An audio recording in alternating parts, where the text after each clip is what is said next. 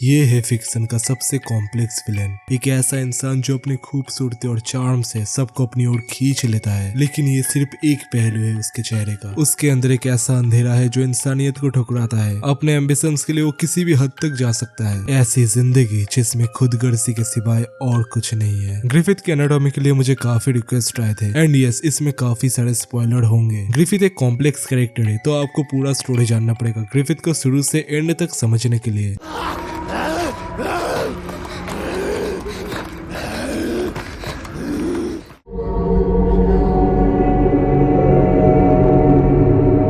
Griffith एक आम घर का बच्चा था और इतना गरीब था कि एक टुकड़ा रोटी भी नसीब नहीं होता था। ग्रिफिथ दूसरे बच्चों के साथ खेलता था और छोटी छोटी जीत से खुश होता था और उसके सपने दूसरे बच्चों से काफी ज्यादा बड़े थे। एक दिन जब ग्रिफिथ ने अपनी गली से बाहर सूरज की रोशनी से चमकते हुए कैसल को देखा, तभी से वही उसका सपना एंड मकसद बन गया। उन्हीं दिनों के दौरान एक भविष्य बताने वाली बूढ़ी औरत ने ग्रिफिथ को एक ऐसी चीज दिया जिससे कि आगे जाके सब कुछ बदलने वाला था। वेहलीड काफी कलर्स के होते हैं, पर ग्रिफिथ के पास जो रेड वाला था उसे बोला जाता था एग ऑफ द किंग। इसलिए आपने देखा होगा कि बर्जर्क के 2012 वाले मूवी का नाम भी एग ऑफ द किंग था।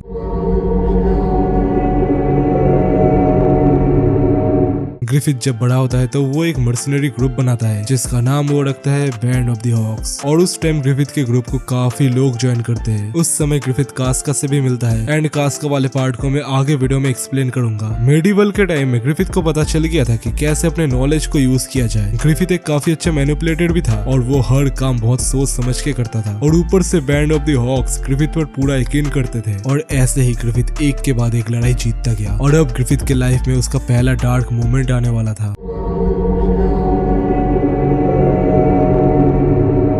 उस समय के दौरान बैंड ऑफ द हॉक एक नोबेल के लिए काम कर रहे थे जिसका नाम था गेनन एंड वो एक पीडोफाइल था और उसे छोटे बच्चे बहुत पसंद थे। पीडोफाइल का मतलब ही होता है कि बच्चों से सेक्सुअली अट्रैक्टेड होना एंड गेनन वही था, यानी कि बर्जर्क यूनिवर्स का डीडी मान सकते हो इसे। और हमारा ग्रिफिथ जो कि इतना ज्यादा प्राइड रखता है वो एक रात सोता है गेनन के साथ, पर अपना ग्रिफिथ गे नहीं है। एक्चुअली एक आर्मी मेंटेन करने के लिए बहुत ज्यादा पैसे लगते हैं और ग्रिफिथ को अगर अपने खुद के किंगडम का सपना पूरा करना है तो उसे अपने आर्मी की नीड होगी। और अपने इसी सपने के लिए ग्रिफिथ अपना जिस्म बेच दिया और उसके बाद ग्रिफिथ को खुद से इतनी ज्यादा घिन आने लगी कि उसने अपने नाखूनों से ही अपना खून निकाल दिया। इससे ही आप समझ सकते हो कि ग्रिफिथ के सपने के आगे उसके लिए और कुछ नहीं।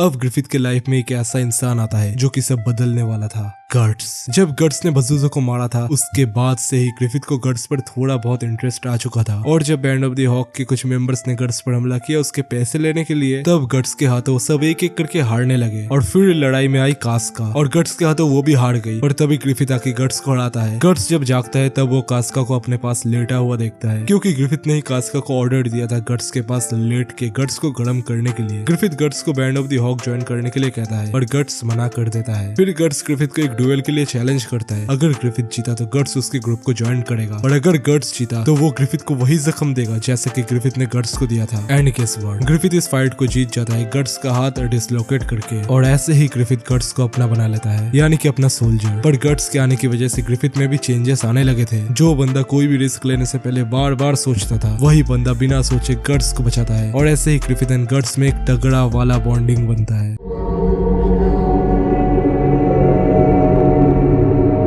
अब ग्रिफिथ काफी समय तक मिडलैंड के राजा के लिए काम करता है। ग्रिफिथ ने ऐसी ऐसी बैटल्स जीता है जिनको जीतना नामुमकिन है। और इसी समय राजा का भाई यानी कि जूलियस ग्रिफिथ से बहुत जलता था, क्योंकि एक तो राजा ग्रिफिथ की पोस्ट बढ़ाए जा रहे थे और दूसरा जूलियस को डर था कि ग्रिफिथ उससे आगे न चला जाए। और इसीलिए जूलियस ग्रिफिथ को बेइज्जत करने का कोई मौका नहीं छोड़ता। और ऑटम हंट के दौरान जूलियस ग्रिफिथ पर हमला करवाता है एक क्रॉसबो से और ग्रिफिथ अपने वेहलीड की वजह से बच जाता है। और ग्रिफिथ बहुत जल्दी पता लगा लेता है कि ये हमला जूलियस नहीं करवाया था। ग्रिफिथ को पता चल गया था कि जूलियस ग्रिफिथ के रास्ते का कांटा है और इसीलिए ग्रिफिथ गट्स के हाथों जूलियस को मरवा देता है। और इसके बाद ही आता है द बैटल ऑफ डोल्ड्रे। डोल्ड्रे कैसल को मिडलैंड डिकेड्स तक अपना बना नहीं पाई, पर ग्रिफिथ ने ये नामुमकिन काम भी मुमकिन कर दिखाया। और डोल्ड्रे कैसल का गवर्नर गेनन था, वही पीडो आदमी जिसने ग्रिफिथ के साथ घपाघप किया था। गेनन ग्रिफिथ के साथ बिताई हुई रात को कभी नहीं भूला था। वो मरने से पहले भी ग्रिफिथ से एक और बार घपाघप करने के लिए कहता है, पर ग्रिफिथ उसे मार के अपनी जिंदगी का एक घिन मिटा देता है। इस बड़ी जीत के बाद राजा ग्रिफिथ को नोबेल का पोस्ट दे देते हैं। लेकिन इससे ग्रिफिथ अपने सपने के और करीब चला जाता है। पर जो रानी थी उसे भी ग्रिफिथ बिल्कुल पसंद नहीं था, क्योंकि ग्रिफिथ ने जूलियस को मारा और रानी ने राजा के पीठ पीछे जूलियस के साथ घपाघप किया था और इसीलिए रानी को ग्रिफिथ से रिवेंज लेना था। तो रानी मिस्टर फॉस के साथ मिलकर ग्रिफिथ को जहर पिला के मारने का प्लान बनाती है, पर अपना ग्रिफिथ ये चाल पहले ही समझ गया था। तो ग्रिफिथ मिनिस्टर फॉस की बेटी को किडनैप करके फॉस को खुद यूज करता है और पार्टी में वो नकली जहर पीता है और ऐसी एक्टिंग करता है जैसे वो मर गया और रानी को यकीन हो जाता है कि वो जीत चुकी है। और उसी रात मौका देखकर ग्रिफिथ रानी के महल में आग लगवा देता है। और जरा देखो इस पैनल में ग्रिफिथ कितना कोल्ड लग रहा है। ग्रिफिथ रानी की आंखों के सामने रानी को जलते हुए देखता है और रानी कुछ कर भी नहीं पाती। ग्रिफिथ ने अपने चार्म और करिश्मा से राजा की बेटी सार्लिन को भी पटा लिया था। सब अच्छा जा रहा था और अब आने वाला था एक बहुत बड़ा टर्निंग पॉइंट।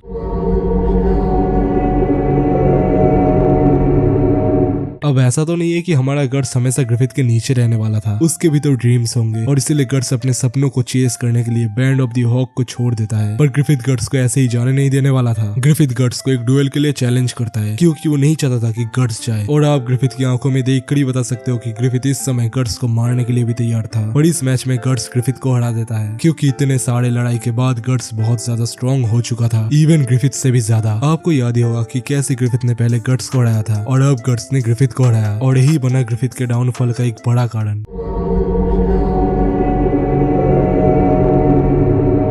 गर्ट्स के जाने के बाद ग्रिफिथ अंदर ही अंदर पूरा टूट जाता है। उस रात वो प्रिंसेस सार्लिन के रूम में जाके उसके साथ सेक्स करता है। ग्रिफिथ जैसा इतना इंटेलिजेंट एंड मैनिपुलेटिव बंदा ऐसी केयरलेस चीजें कभी नहीं कर सकता था, पर ग्रिफिथ पूरा टूट चुका था और इसी केयरलेसनेस की वजह से ही राजा ने ग्रिफिथ को पकड़ लिया और बेरहमी से उसे टॉर्चर किया, इतना ज्यादा कि आपकी रूह कांप जाए। और सच में इस टॉर्चर से ज्यादा कोई भी कैदी मरना पसंद करेगा और ये टॉर्चर 1 साल तक चला था। इससे ग्रिफिथ मेंटली एंड फिजिकली पूरी तरीके से टूट चुका था। अपनी सैनिटी भी उसने ऑलमोस्ट खो दिया था और ग्रिफिथ के हिसाब से इस सब का दोषी गर्ट्स है, क्योंकि अगर गर्ट्स बैंड ऑफ द हॉक्स ना छोड़ता तो ग्रिफिथ इस हाल में कभी नहीं होता। बाद में गर्ट्स एंड हॉक्स ग्रिफिथ को बचाने के लिए आते हैं और जब वो ग्रिफिथ का ये हाल देखते हैं तो पूरी तरीके से शॉक्ड हो जाते हैं। ये वही ग्रिफिथ है जो कि एक टाइम में बहुत सुंदर एंड समझदार हुआ करता था और आज उसकी हालत एक मरे हुए कुत्ते से भी बदतर है। और जब गर्ट्स ग्रिफिथ को पकड़ता है तब हमने देखा था कि कैसे ग्रिफिथ ने गर्ट्स का गला पकड़ने का ट्राई किया था, पर गर्ट्स उसे फिर भी गले लगा लेता है अपने भाई जैसा। पर उन्हें क्या पता था कि असली ग्रिफिथ तो बहुत पहले ही मर चुका है। ग्रिफिथ के पास अब कुछ नहीं बचा था और कुछ नहीं का मतलब है कुछ भी नहीं, अपनी सैनिटी भी नहीं। उसने खुद को मारने का भी ट्राई किया था और अब कुछ ऐसा होने वाला था जो कि बरसर्क की कहानी को पूरा बदलने वाला था, जिसको ना ही कैरेक्टर्स ने और ना ही हम रीडर्स ने एक्सपेक्ट किया था। The eclipse. किस्मत ने ग्रिफिथ का बहलीट ग्रिफिथ के पास वापस पहुंचा दिया था और ग्रिफिथ इस मूवमेंट पर बस अपने सपने को पूरा करना चाहता था। और बहलीट तभी एक्टिवेट होगा जब यूजर की विल चाहेगी और ग्रिफिथ के हेवी इमोशन से वो बहलीट एक्टिवेट हो जाता है। तब तक हॉक्स भी उसे बचाने के लिए आ जाते हैं और सब सूर्य ग्रहण देखते हैं और हर जगह डार्कनेस फैल जाता है और सभी हॉक्स एक दूसरे डायमेंशन में पहुंच जाते हैं, जहाँ हर जगह बस एपोसिल्स थे और वहाँ गॉड हैंड्स के 4 मेंबर्स भी आ गए थे। उन्हीं में से मेन मेंबर जिसका नाम था वॉइड, वो ग्रिफिथ को एक मौका देता है कि वो अपने सपने को पूरा कर पाएगा। उसे किंगडम तो मिलेगा ही, उसके साथ ही साथ वो पूरी दुनिया भी जीत पाएगा। पर इसके लिए एक कीमत है, जो कि है कि ग्रिफिथ को अपने बैंड ऑफ द हॉक्स के सारे मेंबर्स को सैक्रिफाइस करना पड़ेगा। ग्रिफिथ इस पॉइंट पर बस अपना मकसद पूरा करना चाहता था और वो मान जाता है। उसके बैंड के सारे सोल्जर्स एक एक करके बुरी तरीके से मरने लगते हैं और ये मौत इतनी बुरी थी कि क्या बताऊं। ग्रिफिथ ने अपने उसी ग्रुप को खत्म कर दिया जिस ग्रुप के लिए उसने अपना जिस्म बेचा था और ये दर्दनाक मौत देखना बहुत पेनफुल था। और अपना गर्ट्स अभी भी टिका था, वो बहुत सारे एपोसिल से अकेले ही लड़ता है और कास्का भी अभी तक जिंदा थी। और उस समय ग्रिफिथ का दोबारा जन्म होता है और वो बन जाता है 5वां गॉड हैंड एंड उसका नाम रखा जाता है फेम्टो।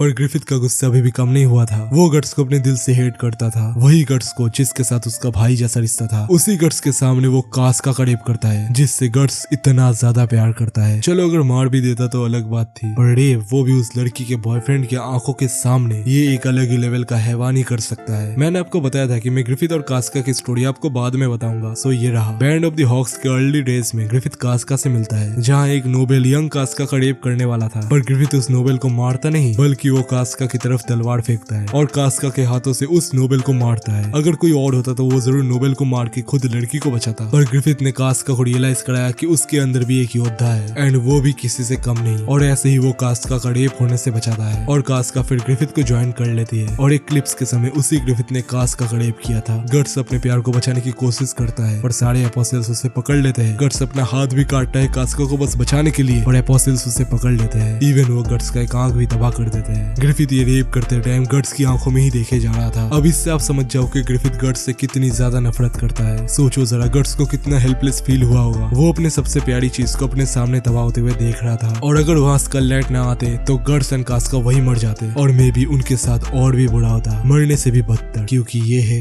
ग्रिफिथ। अब ग्रिफिथ की कुछ ऑसम एबिलिटीज भी देख लेते हैं। ग्रिफिथ एक काफी शानदार स्वॉर्ड्समैन है। वो जानता है कि कैसे एनिमीज के वाइटल पर हमला करके उन्हें हराया जाए, जैसे कि उसने गट्स को हराया था पहली लड़ाई में। ऑल्सो उसने जॉर्ड का एक हाथ भी काट दिया था। अपना Griffith hand to hand combat में भी कुछ कम नहीं। इवन दो हमने उसका हैंड टू हैंड कॉम्बैट ज्यादा नहीं देखा, पर फिर भी उसने गट्स को पहले डुएल में हरा दिया था। इवन सबमिशन में उसका हाथ भी डिसलोकेट कर दिया था। ग्रिफिथ का करिश्मा मुझे एक्सप्लेन करने की जरूरत नहीं। भाई की बॉडी, उसका फेस, उसकी आंखें, यही काफी है किसी भी बंदी या फिर बंदे को पिघालने के लिए। और ग्रिफिथ को सब फॉलो इसलिए भी करते हैं क्योंकि ग्रिफिथ सबसे उनका बेस्ट निकालवाता है। जैसे उसने कास्का के हाथों से उस नोबेल को मरवाया था और रिबर्थ के बाद तो ये करिश्मा मानो 10 गुना बढ़ चुका है। और ग्रिफिथ के करिश्मा के बारे में तो जुडो ने भी बात किया था। ग्रिफिथ रिबर्थ के पहले से ही बहुत ज्यादा ब्यूटीफुल था, पर रिबर्थ के बाद उसे पेंटिंग माना जाता है क्योंकि वो सुंदर ही इतना है। ग्रिफिथ बैंड ऑफ हॉक्स का लीडर है एंड उसने बैंड ऑफ हॉक्स को ऐसी ऐसी जीत दिलाई है कि क्या बताए। इवन ग्रिफिथ ने बस बैंड ऑफ द हॉक्स की मदद से ही डोलरे वाला बैटल भी जीता था और ऊपर से सभी मेंबर्स ग्रिफिथ पर अपनी जान से भी ज्यादा भरोसा करते हैं। लाइक ग्रिफिथ को बचाने के लिए तो पूरी बैंड ऑफ द हॉक्स आई थी। ग्रिफिथ के अंदर जो भी ह्यूमन फीलिंग्स या फिर हेजिटेशन थी, जो उसे कभी अपने सपनों के लिए किए गए कामों को मोरली सोचने में मजबूर करता था, वो सब उसकी फेमटो बनने के बाद खत्म हो चुकी थी। अब उसे सिर्फ अपने सपने को पूरा करना है। उसे ये फर्क नहीं पड़ता कि उसका काम सही है कि गलत। मोरलिटी अब उसके लिए मैटर नहीं करती। ग्रिफिथ के दोबारा जन्म के बाद उसकी किस्मत उसके साथ हो जाती है। अब फिजिकल दुनिया का कोई भी तलवार या वेपन उसे छू भी नहीं सकता। उसके बारे में कहा गया है एक ऐसी हस्ती जिसे फिजिकल दुनिया का कोई भी अकेला इंसान टक्कर नहीं दे सकता। स्कल नाइट कहता है कि ग्रिफिथ अब एक ऐसे लेवल पे एग्जिस्ट करता है जो नॉर्मल इंसानों के समझ के बाहर है, जहाँ पे उसे कोई इंसान हर्ट नहीं कर सकता। उसकी पावर बिल्कुल उस ऑथर जैसी है जो कि खुद अपनी कहानी लिख रहा हो और जो लोग उसकी कहानी में है वो उसके रूल्स के अगेंस्ट नहीं जा सकते। अगर किसी को उससे टक्कर लेनी है तो उसे उसकी कहानी के बाहर एग्जिस्ट करना पड़ेगा, जैसे वो किसी दूसरी रियलिटी या फिर लेवल पे हो। फेमटो जो अब गॉड हैंड का मेंबर है, इतना पावरफुल है कि वो कॉज एंड इफेक्ट का फ्लो समझ सकता है, यानी क्या होने वाला है, किस वजह से होगा और कैसे चीजें फ्यूचर में अनफोल्ड होंगी, ये सब वो देख सकता है। और ये एबिलिटी उसके अलावा शायद सिर्फ गॉड हैंड के बाकी मेंबर्स के पास ही है और ये एबिलिटी ग्रिफिथ को एक गॉड लेवल क्रिएचर बनाती है। लेकिन वो सब कुछ जानता नहीं है, वो ओमनीसेंट नहीं है, तो हर एक फ्यूचर इवेंट उसके लिए भी प्रेडिक्टेबल नहीं होता। ये ग्रिफिथ की सबसे पावरफुल एबिलिटी है, स्पेस कंट्रोल करना, स्पेशली ग्रेविटी को। वो धकेलने वाली फोर्स का यूज करके अटैक्स को अपने आसपास आने से पहले ही दूर फेंक देता है। वो ऐसी ग्रेविटी वेल्स भी बना सकता है जो दुश्मन को एक इनविजिबल फोर्स से खींच लेती है और इतना प्रेशर डालती है कि वो कुचल जाते हैं, पर स्कल नाइट इससे बच गए थे। फेमटो स्पेस को तोड़ मोड़ भी सकता है, जैसे एक मोमेंट में उसने सॉर्ड ऑफ वेलिड से आई स्पेस कटिंग अटैक को पकड़कर उसका डायरेक्शन ही बदल दिया था। ग्रिफिथ को कोई भी फिजिकल अटैक टच या डैमेज नहीं कर सकता। ग्रिफिथ के रूप में फेमटो ने ये एबिलिटी दिखाई है। वो अपने आप को इतना इंटेंजिबल बना लेता है कि उस पर कोई फिजिकल अटैक असर ही नहीं करता। लेकिन एक एक्सेप्शन है, ड्रैगन स्लेयर सॉर्ड ने उसके एक बाल को काट दिया था, जो दिखाता है कि शायद कुछ रियर चीजें उसे छू सकती है। एक सीन में ग्रिफिथ अपने घोड़े पर बैठा होता है और कुशन आर्चर्स उस पर एरोस बरसाते हैं। लेफ्ट साइड से एरोस आते हैं, लेकिन ना तो वो खुद हिट होता है ना उसका घोड़ा। एरोस उसके बॉडी के पार जाके राइट साइड के ग्राउंड में गिर जाते हैं, जैसे उसका बॉडी हवा जैसा हो। ये सीन देखकर सब लोग शॉक हो जाते हैं क्योंकि ऐसा होना नॉर्मली पॉसिबल नहीं है। और यहाँ हमें पता चलता है कि ग्रिफिथ के साथ अगर कोई और भी हो तो वो भी इंटेंजिबल बन जाता है। जब ग्रिफिथ दोबारा जन्म लेता है एज फेमटो तो उसके पास नेचुरली उड़ने की पावर्स होती है। उसके पास रेवन ब्लैक विंग्स है जिनसे कि वो आसमान में किसी भी पहाड़ की चोटी से भी ऊपर उड़ सकता है। ग्रिफिथ किसी के साथ स्पिरिचुअल या इमोशनल कनेक्शन बना सकता है, स्पेशली डेड सोल्स के साथ। ग्रिफिथ ने ये एबिलिटी दिखाई है कि वो मरे हुए लोगों की आत्माओं के साथ कनेक्ट कर सकता है, इवन उनकी भूली हुई या छुपी हुई यादों को भी वापस ला सकता है और उन्हें एक आखिरी मौका देता है कि वो दुनिया को अलविदा कह सके।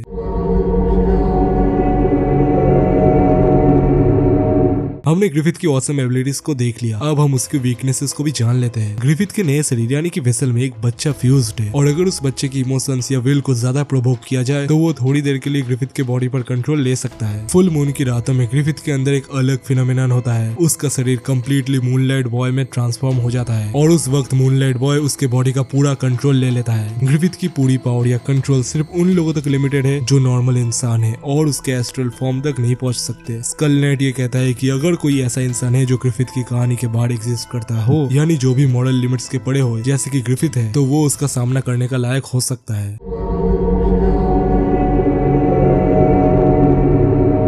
अब हम ग्रिफिथ्स की फीट्स भी देख लेते हैं। ग्रिफिथ को बैटल फील्ड में किसी ने डिफीट नहीं किया एंड ऑल्सो वो मिडलैंड के माइटीएस्ट फोर्स को लीड करता है जो कि है बैंड ऑफ हॉक्स। उसने आसानी से एक स्नीक अटैक को लीड किया था। इवन रेजिमेंट के खिलाफ भी बैंड ऑफ हॉक को जितवाया था ग्रिफिथ ने और बैंड ऑफ हॉक्स को अच्छे से लीड करने की वजह से ग्रिफिथ को राजा से प्रमोशन भी मिला था और ग्रिफिथ ने बैंड ऑफ द हॉक्स को ट्यूडोर आर्मी के खिलाफ भी जितवाया था और बस बैंड ऑफ हॉक से ही डोल्ड्रे को कैप्चर भी कर लिया था। ग्रिफिथ ने गट्स को घोड़े पर रहते हुए ही हरा दिया था। इवन उसने गट्स के सारे अटैक्स को अपने पतले शॉर्ट से रोका था और गट्स के शॉर्ट के ऊपर खड़ा होकर उस पर अपना शॉर्ट पॉइंट भी किया था और गट्स को नीचे पटक के उसका शोल्डर भी डिसलोकेट कर दिया था और क्रॉसबो को बहुत जल्दी लोड करके 2 आदमियों को भी मारा था और जॉर्ड को भी डैमेज दिया था। पर स्टिल इतने सब के बाद भी गट्स ने 1 शॉट कर दिया था ग्रिफिथ को उनके सेकंड फाइट में। ग्रिफिथ देखकर ही समझ जाते कि एरो पॉइजन है कि नहीं। इवन ग्रिफिथ ने बहुत जल्दी पता लगा लिया था कि ग्रिफिथ पर अटैक किसने करवाया था, जो कि था जूलियस। ग्रिफिथ को पॉइजन एंड मेडिसिन का भी अच्छा खासा नॉलेज है। इवन क्वीन को मारने के लिए भी ग्रिफिथ ने सारा प्लान अकेले बनाया था एंड वो लोगों को बहुत अच्छे से पढ़ सकता है। अब हम बात करने वाले हैं फेमटो के फीट्स के बारे में। इससे पहले तो हमने ग्रिफिथ के फीट्स के बारे में बात किया और अब जब ग्रिफिथ दोबारा जन्म हो गए फेमटो बना, उसके बाद उसके क्या क्या फीट्स है हम वो जानेंगे। फेमटो ने एक ग्रुप ऑफ एनिमीज के बीच में से राइड किया था और उनके लीडर का सर उड़ा दिया था किसी के नोटिस करने से भी पहले और जोटनार के राजा को भी 1 शॉट कर दिया था। एक ग्रुप ऑफ एपोसिल्स को एक बॉल बना के स्क्वीज किया था और गट्स को तो बस देख के ही उसको दूर फेंक दिया था। इवन उसने सबको अपना विजन भी दिखाया था। जॉर्ड को तक आधे हिस्सों में काट दिया था, फिर ऐसा कर दिया था कि ऐसा लगे कि बस जॉर्ड का एक हॉर्न ही कट हुआ है और उसका रिवर्थ एस फेमटो बहुत दूर से देखा जा सकता था और सबकी सांसें रुक गई थी जब सबने उसे देखा। ऑल्सो एक डेड सोल्जर के सोल को भी उसने कुछ देर के लिए वापस लाया था और रियलिटी रैप करके एरोस से भी बचा था और एक बहुत ज्यादा तेज हवा का झोंका भी बनाया था और इससे कनिष्का का फॉग फॉर्म उड़ गया था। ग्रिफिथ ने तो एक स्पेशल टीयर को भी टैंक किया था एंड उसे अपने बैग से रिमूव भी किया था और उस टीयर से ही उसने कनिष्का को भी खत्म किया था। उसने तो एस्ट्रल एंड फिजिकल वर्ल्ड को एक साथ मर्ज कर दिया था एंड ऑल्सो एस्ट्रल क्रिएचर को असली दुनिया में भी लाया था और फेमटो ने तो एक बहुत बड़ा शहर भी बना दिया था। इवन वर्ल्ड ट्री को भी लाया था जो कि हेवेंस, अर्थ एंड अंडरवर्ल्ड को कनेक्ट करता है। तो इससे ही आप समझ सकते हो कि ग्रिफिथ किस लेवल पर है। अब आई नो मैंने काफी चीजें मिस कर दिया है पर डोंट वरी, ग्रिफिथ पर और भी कई वीडियोस आएंगी, लाइक बहुत सारी। मैंने अपने चैनल पर बर्जर की वीडियोस बहुत कम डाली है पर डोंट वरी, मैं बर्जर की वीडियोस बहुत ज्यादा लाने वाला हूँ अब से। और भाई लोग आई नो कि मेरा मतलब जो वॉइस है उतना अच्छा नहीं लग रहा। सबसे बड़ी बात मुझे फीवर है पर मैं फीवर में भी रिकॉर्ड कर रहा हूँ जिससे कि आप लोगों को मैं वीडियो दे सकूं। और अगर आप मेरे मेंबरशिप को ज्वाइन करते हो तो बहुत ज्यादा मदद होगी मेरी एंड ऑल्सो उसमें आपको बहुत सारे पर्क्स भी मिलेंगे। एंड मुझे नहीं पता मेरी वॉइस कैसी आ रही है, आई गेस बुरी ही आ रही है, मुझे कमेंट में बताना, ठीक है। तो बस यही था आज का वीडियो। अगर वीडियो पसंद आया हो तो एक लाइक कर देना और चैनल पर नए आए हो तो सब्सक्राइब भी कर देना। मैं मिलता हूं आपसे अगले वीडियो में,